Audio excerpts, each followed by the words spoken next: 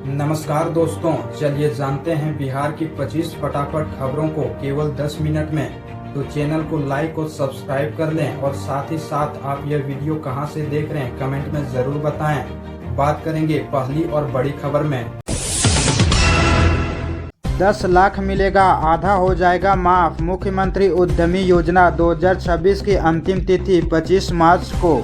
बिहार के युवाओं के लिए स्वरोजगार शुरू करने का सुनहरा मौका सामने आया है। मुख्यमंत्री उद्यमी योजना 2026 के तहत अब 10 लाख रुपये तक का लोन मिल रहा है, जिसमें आधी राशि अनुदान के रूप में माफ कर दी जाएगी। आवेदन की अंतिम तिथि बढ़ाकर 25 मार्च कर दी गई है। जिला उद्योग केंद्र के महाप्रबंधक रोहित राज ने बताया कि योजना के तहत अब 78 अलग अलग क्षेत्रों में उद्यम स्थापित करने के लिए आवेदन किया जा सकता है। सरकार ने युवाओं की सुविधा को ध्यान में रखते हुए आवेदन प्रक्रिया को पूरी तरह ऑनलाइन रखा है। मुख्यमंत्री सम्राट चौधरी का जुबान फिसली या फाइनल इशारा, नीतीश के सामने फिर दोहराई गई बात।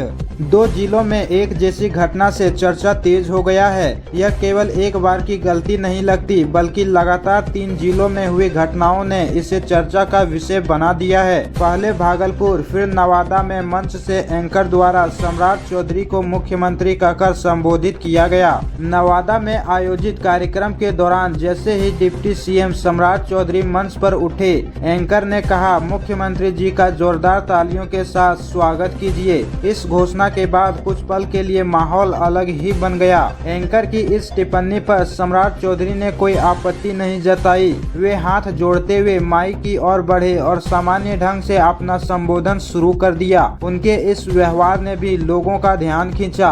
बाद में मुख्यमंत्री का उनके पीठ पर हाथ रखकर यह कहना कि अब यही देखेंगे, काफी कुछ बयां कर रहा है।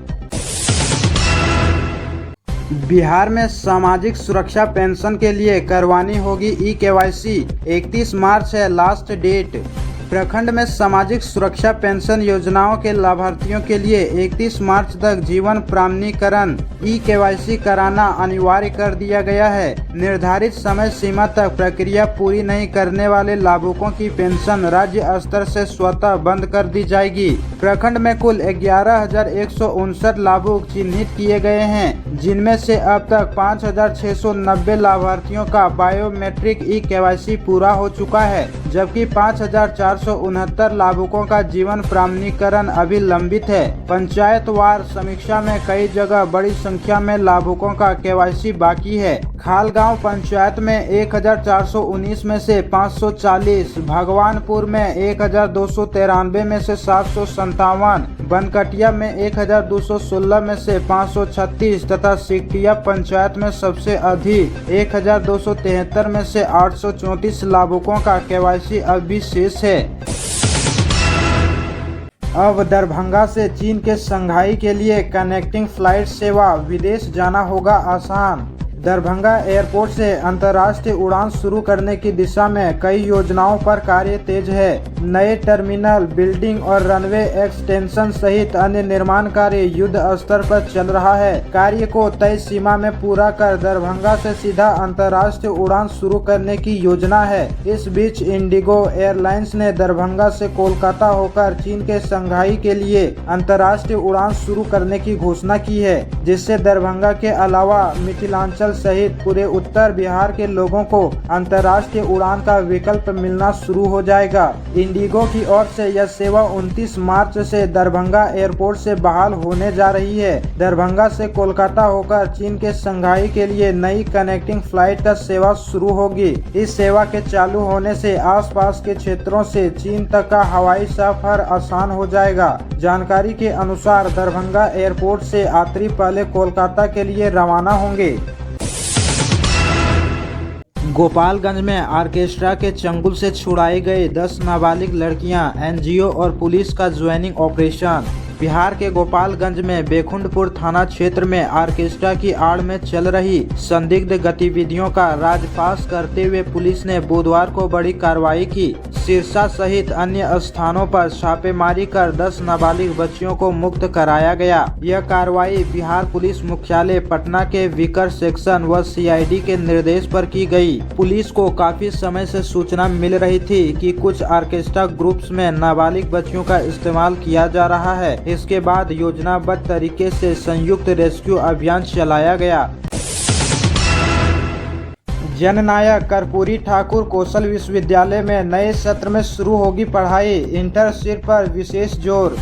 बिहार में नव स्थापित जननायक कर्पूरी ठाकुर कौशल विकास विद्यालय में नए शैक्षणिक सत्र से पढ़ाई शुरू कराने की तैयारी हो रही है। इस विद्यालय में बैचलर ऑफ वोकेशनल स्नातक के तहत manufacturing, mechatronics, agriculture, financial services, medical, lab technology, computer application और रोबोटिक्स और ऑटोमेशन विषय संबंधी पाठ्यक्रम संचालित किए जाएंगे। पोस्ट ग्रेजुएट और डिप्लोमा पाठ्यक्रम लागू होंगे। इसके तहत digital marketing, data science, HR, supply chain, event management और हेल्थ केयर मैनेजमेंट समेत अन्य विषय पाठ्यक्रम के हिस्सा होंगे। IT और डिजिटल कौशल के तहत software development, web development, network security और AI संबंधी पाठ्यक्रम भी शामिल किए गए हैं। मधुमक्खी पालन से किसानों की आय दोगुनी करने पर जोर, पूसा कृषि विश्वविद्यालय में 3 दिन की ट्रेनिंग शुरू। डॉक्टर राजेंद्र प्रसाद केंद्रीय कृषि विश्वविद्यालय पूसा में मधुमक्खी पालन पर 3 दिवसीय प्रशिक्षण कार्यक्रम का शुभारंभ किया गया। प्रशिक्षण का उद्देश्य वैज्ञानिक पद्धति से मधु उत्पादन को बढ़ावा देना, उद्यमिता को सशक्त करना तथा उत्पाद के मूल्य संवर्धन पर बल देना है। कार्यक्रम का उद्घाटन करते हुए कुलपति डॉक्टर PS पांडे ने कहा कि मधुमक्खी पालन एक लाभकारी व्यवसाय है जो किसानों की आय बढ़ाने में महत्वपूर्ण भूमिका निभा सकता है। उन्होंने किसानों से अपील की कि वे इसे वैज्ञानिक तरीके से अपनाएं और मधु उत्पादन के साथ साथ उसकी ब्रांडिंग व मूल्य संवर्धन पर भी ध्यान दें। उन्होंने बताया कि विश्वविद्यालय इस दिशा में कार्य कर मधुमक्खी पालकों की आय 2 से 3 गुना तक बढ़ाने के प्रयास में जुटा है। लखीसराय में 5,560 राशन कार्ड रद्द, अब 10,073 लाभुकों के खिलाफ एक्शन की तैयारी, क्या है वजह? सरकार द्वारा गरीबों को फ्री राशन उपलब्ध कराने की योजना के तहत कई संपन्न परिवार भी राशन कार्ड बनवाकर लाभ ले रहे हैं। इसे रोकने के लिए सरकार ने स्पष्ट किया कि 2.5 एकड़ से अधिक जमीन वाले, प्रधानमंत्री किसान सम्मान निधि योजना के लाभुक, इनकम टैक्स जमा करने वाले, वार्षिक आय 1,20,000 रुपये से अधिक वाले और 4 पहिया वाहन वाले परिवारों का राशन कार्ड रद्द किया जाए। इस कार्रवाई के तहत अनुमंडल पदाधिकारी प्रभाकर कुमार ने जिले के 15,783 राशन कार्ड धारियों को नोटिस भेजकर 11 फरवरी 2026 तक अपना पक्ष देने को कहा था। कुछ लोगों ने अपना जवाब दे दिया है, जबकि नोटिस मिलने के बाद चानन प्रखंड के 150 राशन कार्ड धारियों ने अनुमंडल पदाधिकारी को आवेदन देकर राशन कार्ड रद्द नहीं करने का अनुरोध किया है।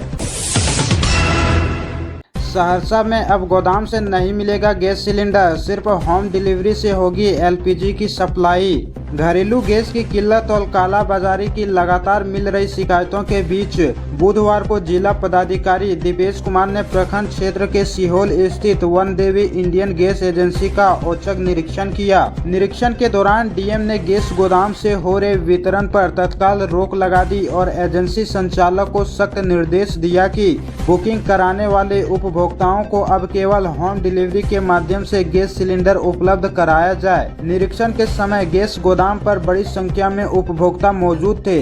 DM ने सभी उपभोक्ताओं को वापस भेजते हुए भरोसा दिलाया कि उन्हें घर घर गैस सिलेंडर की आपूर्ति सुनिश्चित की जाएगी। साथ ही उन्होंने मौके पर मौजूद उपभोक्ताओं से कालाबाजारी को लेकर गहन पूछताछ कर आवश्यक जानकारी भी जुटाई।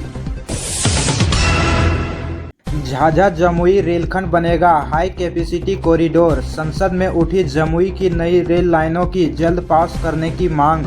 जमुई के सांसद अरुण भारती ने बिहार और खासकर जमुई में रेल सुविधाओं को बढ़ाने के लिए कई मांगे उठाई है। इसमें झाझा जमुई रेलखंड को हाई कैपेसिटी कॉरिडोर बनाने, नई रेल लाइनों के निर्माण और महत्वपूर्ण स्टेशनों पर ट्रेनों के ठहराव की मांग उठाई गई है। सांसद ने झाझा बटिया नई रेल लाइन 20 किलोमीटर व बैजनाथपुर अंडोली झाझा बाईपास 5 किलोमीटर निर्माण शीघ्र शुरू करने की मांग की है। सीतारामपुर झाझा चौथी लाइन और सीतारामपुर की उल तीसरी लाइन को गति देने पर जोर दिया गया है। साथ ही बरियारपुर मानपुर 68 किलोमीटर व नवादा लक्ष्मीपुर 137 किलोमीटर परियोजनाओं की स्वीकृति जल्द देने की बात कही गई है।